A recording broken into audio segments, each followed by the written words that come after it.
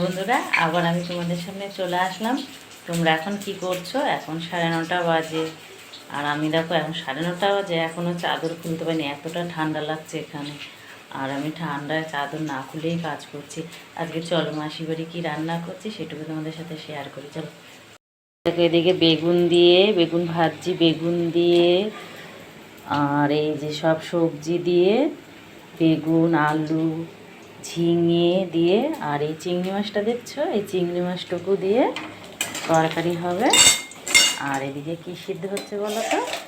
এদিকে সিদ্ধ হচ্ছে বাঁধাকপিটা, একটু ভাপ দিয়ে নিচ্ছে, আর বাঁধাকপি রান্না হবে। আর রুটি করব, এখন আটা মাখতে পারিনি, মাখবো। এই বাঁধাকপিটা বসিয়ে দিয়ে আটা মেখে রুটি করব। এই আজকে মাসিবাড়ি রান্না।